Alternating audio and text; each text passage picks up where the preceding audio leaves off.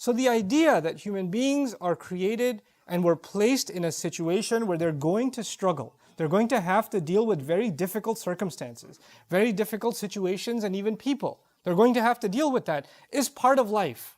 And that has nothing to do with, if you had more iman, you wouldn't have these problems. It doesn't work that way. As a matter of fact, the higher your iman, people assume the higher your iman, the problems are going to go away. No, the higher your iman, something else. And that something else is what I hope to explain to you today. To put it as an image, Allah created us and He put us inside of a storm.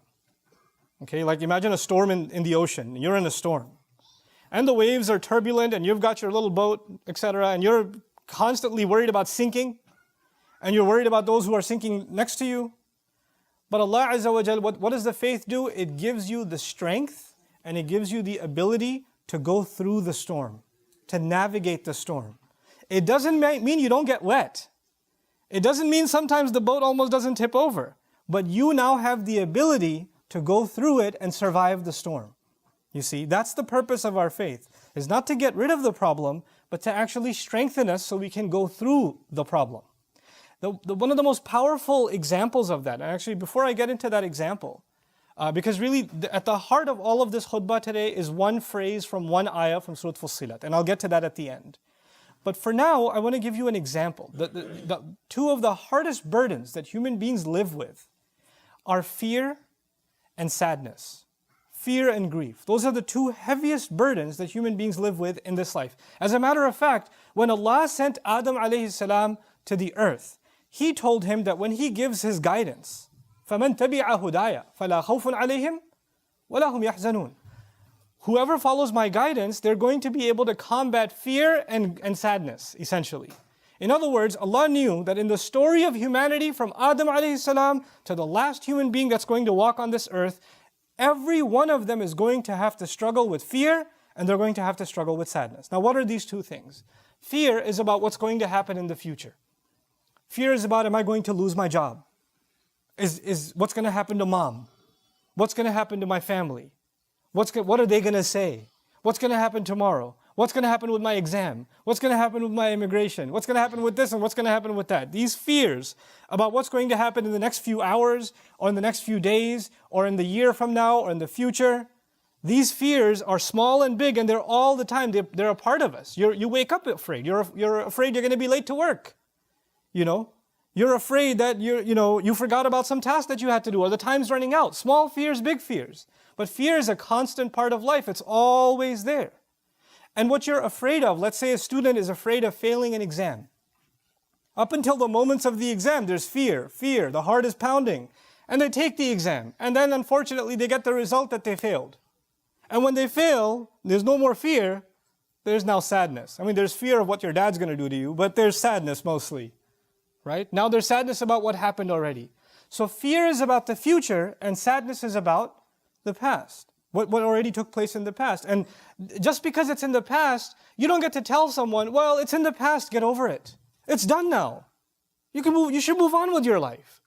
No, you and I are not in any position to tell anyone that they no longer have the right to feel sad anymore. Our Messenger sallallahu alaihi wasallam continued to feel the sadness of the absence of Khadija radiallahu ta'ala anha for years. For years. Feeling sad is not a sign that you don't have enough faith. He has the greatest faith of all, and yet he carries sadness.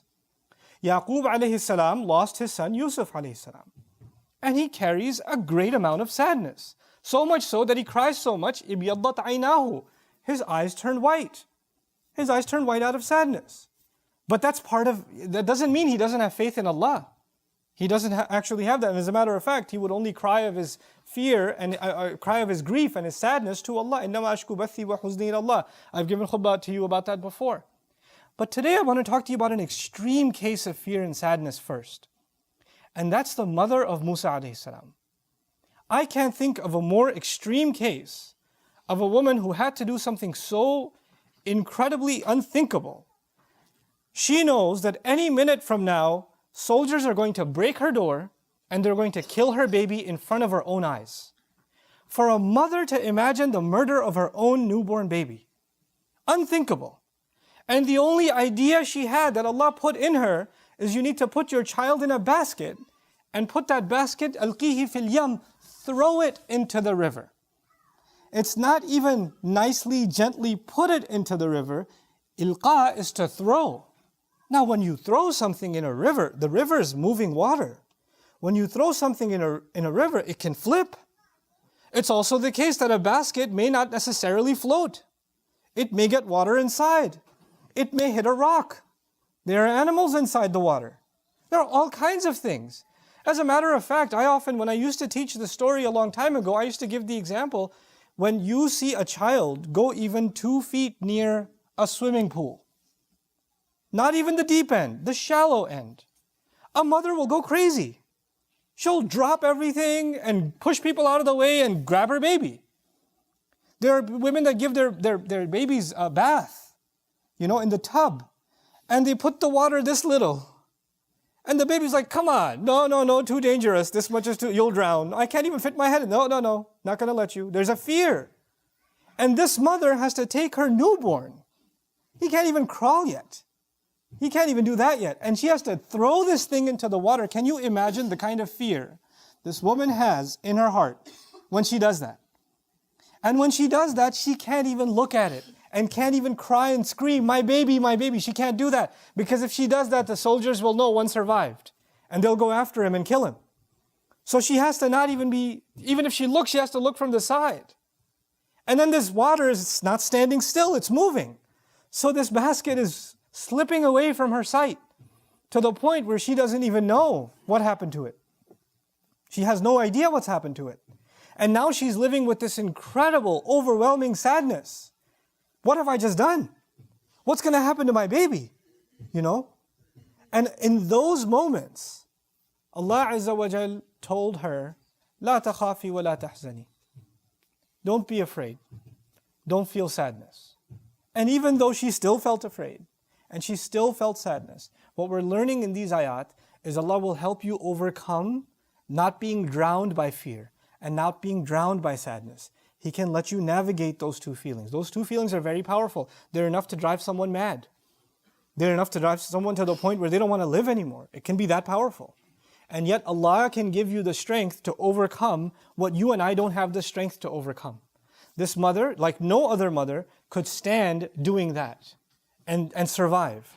So Allah says, وَأَصْبَحَ فُؤَادُ أُمِّ مُوسَى فَارِغًا. Musa's mother's heart was, you can think of the imagery as it was bleeding out. It was emptying out. It's like her heart was exploding.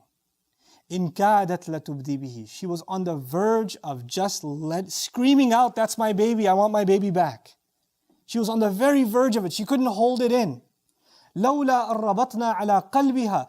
Had we not tied her heart up, like literally something's about to shatter and leak, and Allah says He, like a rope, tied it up and held it in place. What are we learning? We're actually learning that you and I are not capable of controlling our emotions until Allah gives us the strength to do so.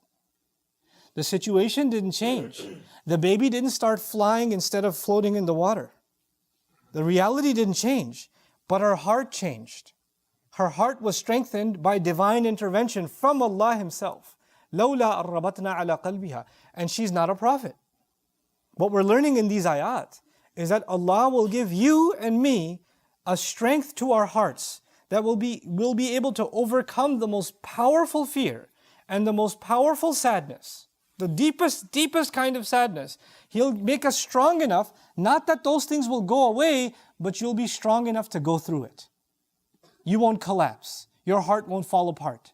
And He says all of this, لِتَكُونَ مِنَ الْمُؤْمِنِينَ, so she may be from those who truly believe. She could truly hold on to faith.